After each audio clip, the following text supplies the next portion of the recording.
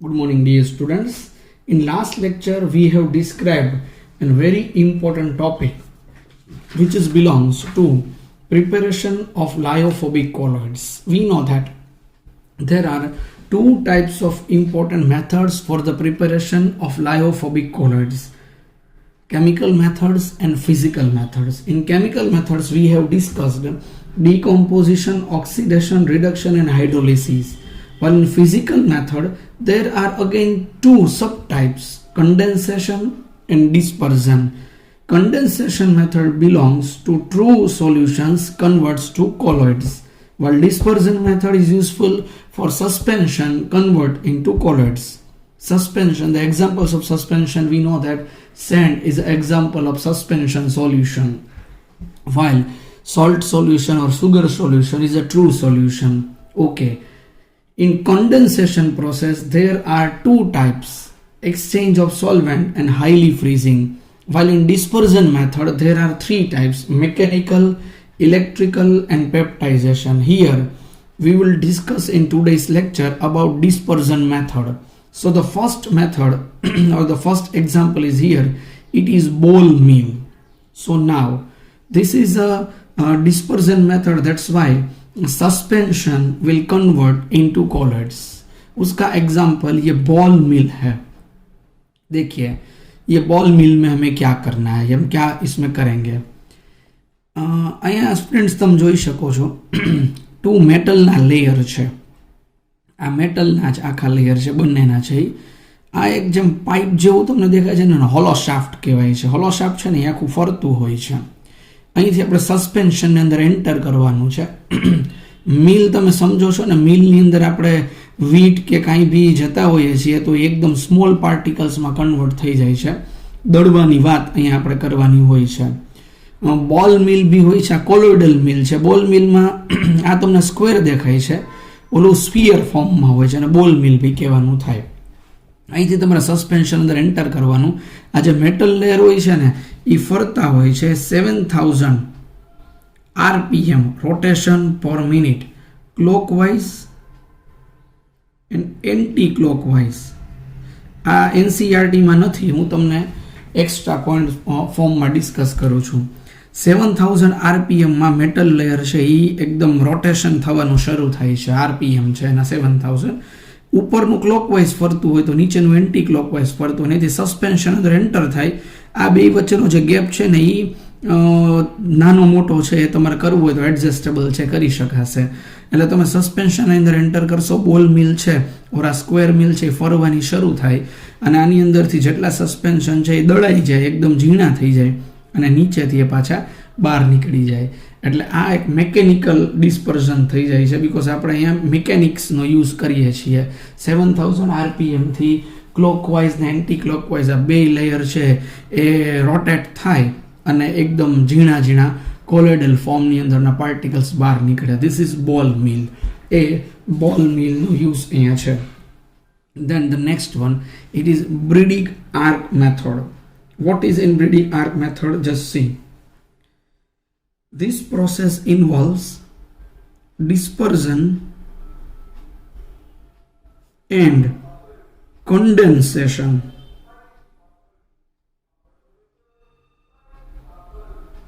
આમાં બે થાય છે, ડિસ્પર્ઝન થાય છે. ડિસ્પર્ઝન થાય એટલે તમે સમજી લ્યો કે આપણે કોલોઇડલ ફોર્મમાં સસ્પેન્શનને કન્વર્ટ કરવાના છે, એટલે ડિસ્પર્ઝન. અહીંયા કન્ડેન્સેશનની મેથડ એ થાય છે. એ શું કામ તમને હમણાં સમજાવીશ કન્ડેન્સેશન એ કેમ આવે છે. બટ જસ્ટ સી, અહીંયા ડિસ્પર્ઝન એન્ડ કન્ડેન્સેશન બોથ મેથડનો યુઝ થાય છે. Colloidal salts of metals such as gold, silver and platinum. આ ગોલ્ડ, સિલ્વર ને પ્લેટિનિયમ આ 3 મેટલ્સ એવી છે જેનું આમાં યુઝ છે એ થાય છે કોલોઇડલ ફોર્મમાં કન્વર્ટ કરવા માટે. માની લો મારી પાસે ગોલ્ડ છે, મારે ગોલ્ડને કોલોઇડલ ફોર્મમાં જોઈએ છે. મારી પાસે સિલ્વર છે, આ સિલ્વરને મારે કોલોઇડલ ફોર્મમાં જોઈએ છે. મારી પાસે પ્લેટિનિયમ છે, મારે એને કોલોઇડલ ફોર્મમાં જોઈએ છે. તો મારે આ મેથડનો યુઝ કરવાનો છે. હવે તમને કહું, ઇન ધીસ મેથડ તમારે જે આ મેટલ હોય ને એનું કોલોઇડલ ફોર્મ જોતું હોય, એ કોલોઇડલ ફોર્મની અંદર જે મેટલ છે તમારે એને ઇલેક્ટ્રોડ ફોર્મમાં લેવાની. આ રોડ છે એ આની અંદર આપણે મૂકી દીધા છે. આને આપણે આર્ક સાથે, આર્ક એટલે સ્વિચ સાથે કનેક્ટ કરીએ છીએ અને આની સાથે બેટરીથી આપણે એને કરંટ આપવાના છીએ. સમજો છો તમે? બેટરીથી આપણે કરંટ પાસ ઓન કરશું. એટલે આ ઇલેક્ટ્રોડ છે જેનું આપણે કોલોઇડલ ફોર્મ જોતું હોય એ કોલોઇડલ ફોર્મની મેટલ અહીંયા લઈ લેવાની, આપણું સસ્પેન્શન થશે. અહીંયા અંદર ડિસ્પર્ઝન મીડિયમ હશે. ડિસ્પર્ઝન મીડિયમમાં વોટર તમે લઈ શકશો. સમજો શું છે? એક મેં અહીંયા બીકર લીધું છે. બીકરની અંદર ડિસ્પર્ઝન મીડિયમ છે. એમાં મારે જેનું કોલોઇડલ ફોર્મ જોતું હોય એવી પ્લેટિનમ, ગોલ્ડ કે સિલ્વર એની મેટલ છે એના રોડ બનાવીને લઈ લેવાની છે. એને આર્ક સાથે કનેક્શન કરવું છે. આર્ક એટલે સ્વિચ, અને બેટરી સાથે કનેક્ટ કરી દીધું છે. ઓકે, હવે એ જે બીકર છે એને બહાર એક બીજા બીકરની અંદર રાખી દીધું છે. એની અંદર આઈસ બાથ છે, આઈસ ભરેલો છે. જે આ વેસલ છે અંદરનું એને કૂલ કરવાનું કામ કરશે. એને કૂલ કરે છે એટલે એને હાઈલી ફ્રીઝિંગ કરી નાખ્યું. હાઈલી ફ્રીઝ કર્યું. That's why condensation method is useful, because કન્ડેન્સેશનમાં હાઈલી ફ્રીઝિંગની પ્રોસેસ થાય. So electrical arc is struck between the electrodes. Metal immersed in the dispersion medium. જેવું તમે કરંટ પાસ કરશો ને એટલે મેટલ છે એ ડિસ્પર્ઝન મીડિયમમાં અંદર એન્ટર થશે. એકદમ હીટિંગ ચાલુ થશે. Heat will obtain metal converts into vapor form. Heat will obtain metal converts into vapor form. metal છે વેપર ફોર્મની અંદર અહીંયા કન્વર્ઝન થઈ જાય છે, એનું વેપર ફોર્મમાં એ ટ્રાન્સફર થઈ જાય છે અને ડિસ્પર્ઝન મીડિયમમાં મિક્સ થાય ને કોલોઇડલ ફોર્મમાં આવી જાય. આટલું જ કામ. ઇન શોર્ટ કે તમારે જે મેટલનું કોલોઇડલ ફોર્મ જોતું હોય એને તમારે બેટરીથી કરંટ પાસ કરવાનો. એકદમ હીટિંગ ક્રિએટ થશે જે મેટલનું વેપોરાઇઝેશન કરશે. ડિસ્પર્ઝન મીડિયમમાં મિક્સ થઈ જશે, કોલોઇડલ ફોર્મમાં ટ્રાન્સફર થઈ જશે અને બહારથી એને કૂલ કરવા માટે આઈસ રાખવાનો છે જેથી એની અંદર હીટિંગ ક્રિએટ થતું હોય એ હીટિંગની જે રેન્જ છે એ ઓવર હીટેડ ન થઈ જાય અને એનો રેફરન્સ છે એ પ્રોપરલી રહે. આનાથી કોલોઇડલ ફોર્મની અંદર એનું કન્વર્ઝન થઈ જાય છે. આ મેથડ એ બ્રીડિંગ આર્ક મેથડથી યુઝ થાય છે. અને ડિસ્પર્ઝન અને કન્ડેન્સેશન બે અહીંયા મેં તમને જે છે એમસીક્યુ બેઝડ ઉપર આવી જાય છે, બટ તમે થિયરી રીડ કરશો તો બી તમને બધી મેટર બહુ સારી રીતે સમજાઈ જવાની છે, બીકોઝ એક્સપેરિમેન્ટલ છે.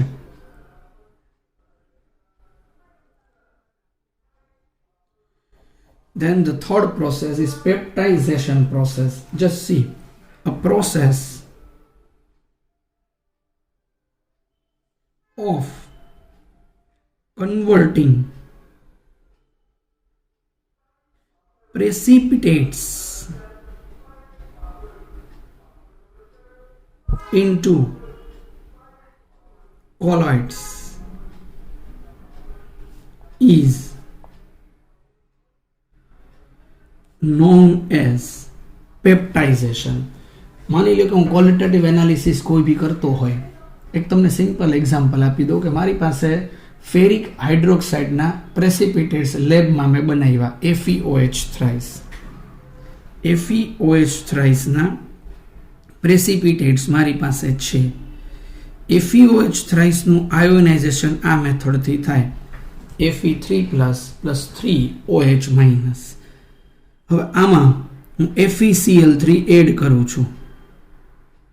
FeCl3 એડ કરું, તમે જોજો મારી પાસે જે પ્રેસિપિટેટ્સ છે એનું કોલોઇડમાં કન્વર્ઝન કરવું હોય તો કોમન આયન વાળો મેં એક આની અંદર ઇલેક્ટ્રોલાઇટ એડ કરી દીધો છે. આ ઇલેક્ટ્રોલાઇટ છે. હું તમને મેથડ પહેલા સમજાવું છું, then we will explain this according to our textbook. Fe3+ છે આ કોમન આયન ઇફેક્ટ અહીંયા કન્વર્ટ થાય. Fe3+ અહીંયા એન્ટર થાય એટલે તમને બધાને ખબર છે કે ઇફેક્ટ ઓફ કોન્સન્ટ્રેશન શું હોય, તમને યાદ છે બધાને? કોઈ ઇક્વિલિબ્રિયમમાં જો રિએક્શન હોય એમાં હું રિએક્ટન્ટ એડ કરું ને તો મને પ્રોડક્ટ મળે, અને હું પ્રોડક્ટ એડ કરું તો મને રિએક્ટન્ટ મળે.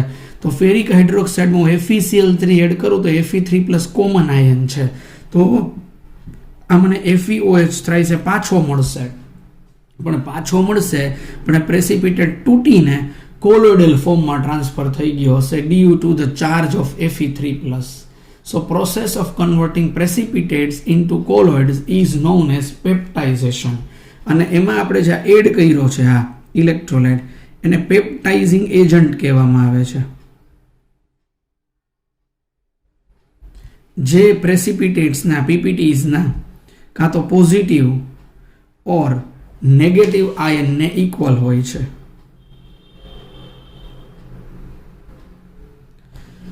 So this electrolyte or ferric hydroxide converts their precipitates into colloidal form. That is process is known as peptidization process. Okay, એમાં small amount of electrolyte તમારે એડ કરવાનું છે. electrolyte નો amount કેટલો add કરવાનો હોય? Small amount of electrolyte will add in this process. So process of converting precipitates into colloidal sol by shaking it with dispersion medium in presence of small amount of electrolyte is known as peptidization. The electrolyte used for this purpose is known as peptizing agent. This method is generally applied to convert a fresh PPTs into a colloidal form. This is must necessary condition. Fresh PPTs.